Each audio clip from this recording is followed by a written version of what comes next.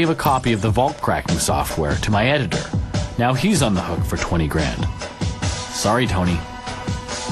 And for giving him these tools, I could be fined $100,000 and go to jail for 5 years.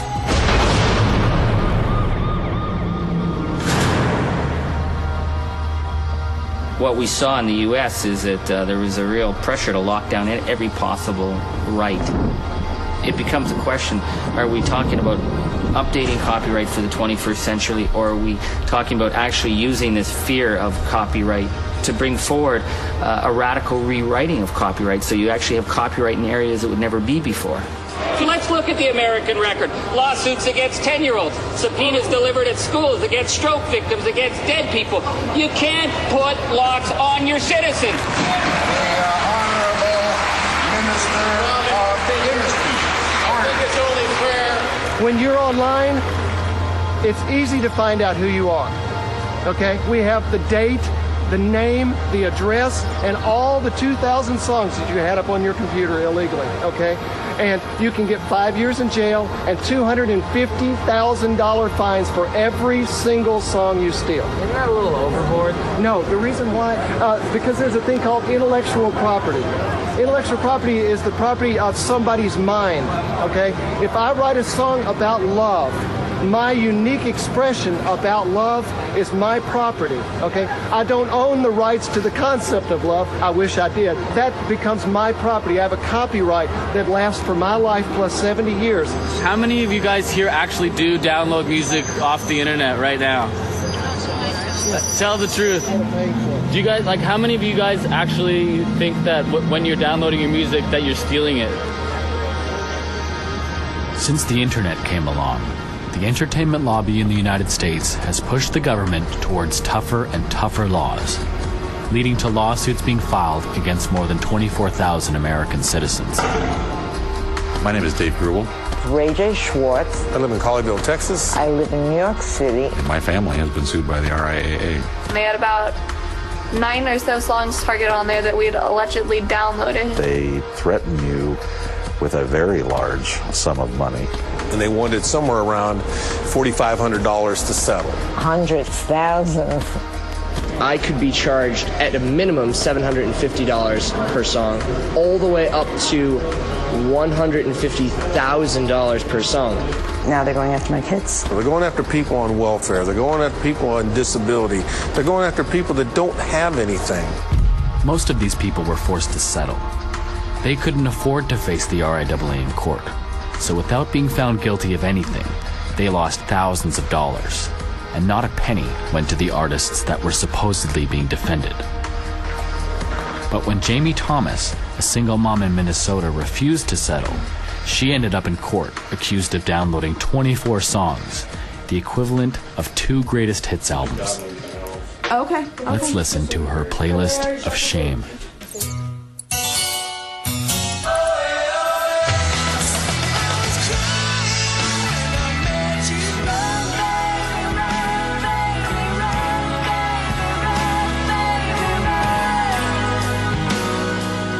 The verdict was that I had infringed, that I was liable for copyright infringement for 24 songs, $9,250 per song, for a total of $222,000. They can take up to 25% of my wages to try and pay back the amount. Just a small town girl, living in a... Mr. Gabriel, who is the lead attorney for the plaintiffs, said it best on the steps after the verdict was read. The very first statement out of his mouth was, "This is what happens when you don't settle." It wasn't a matter of, you know, we won or this, that, and the other. That's the very first thing he said is, "This is what happens when you don't settle." I was like thinking, oh my God, I'm going to lose my house. I'm going to lose everything. Heather, what's the reaction like up there? Well, the record companies, Frank, are very happy. This does send a message, I hope, that downloading and distributing our copyrighted recordings is not okay.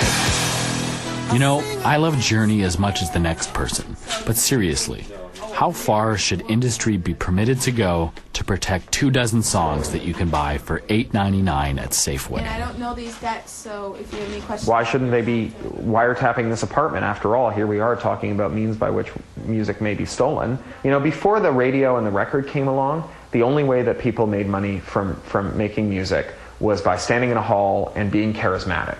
The fact is, technology giveth, technology taketh away. What was a business model in 1909 may be the business model in 2009. What was a business model in 1939 may not be the business model in 2007. That's how it goes.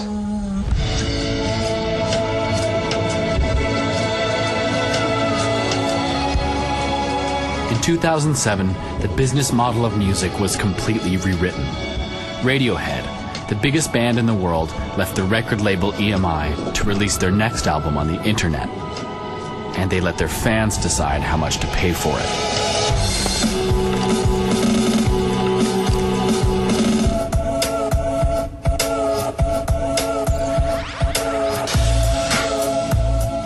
Within a matter of weeks, a San Francisco DJ named Amp Live started remixing the album. Don't lose your head. Don't lose your head. Don't lose your head. But the moment he put the songs on his website, Amp Live got a cease and desist letter threatening a lawsuit. In Rainbows is one of the top Radiohead albums. I'm a big Radiohead fan, and it was all done in celebration. Maybe it's not even Radiohead, you know what I'm saying? Maybe it's some company that's involved with them that's mad because they put their music out free, being innovative, and the company's not making money right now. Radiohead didn't send that letter.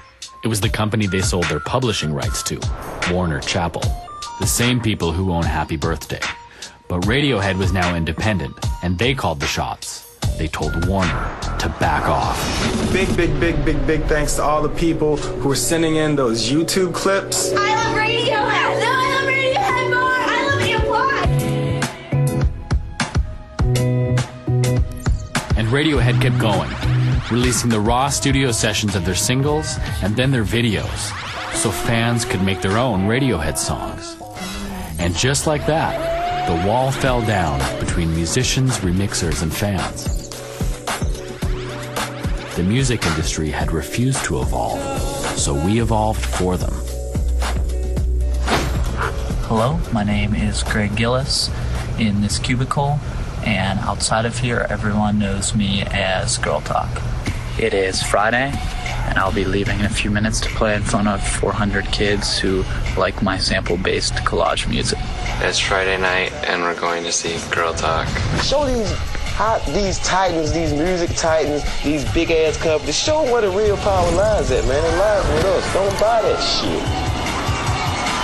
I know there's a lot of cameras in the audience. The shit is not about me. It's about all of us, because we're the same motherfucking person.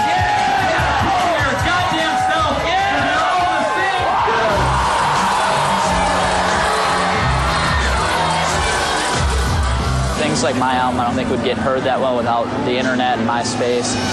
I think we're living in the greatest period of time for music ever. Anyone can be popular, anyone's music can be heard. No one's controlling anything. It's back in the people's hands for the first time in a long time. If Girl Talk is any example, then it looks like the battle for the future of music will only escalate. Because now he's sharing the stage with the pop stars he grew up sampling.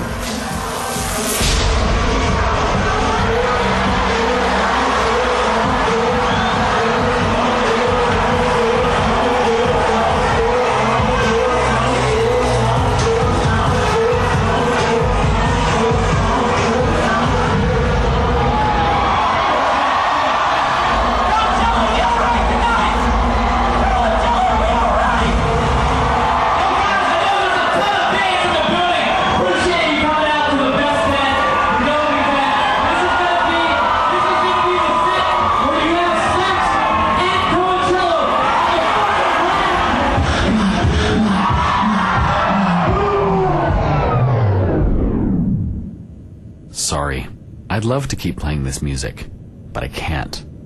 My fair use argument has expired. Remember the fair use game? The reason I get to play illegal mashup music is because I'm invoking free speech to make a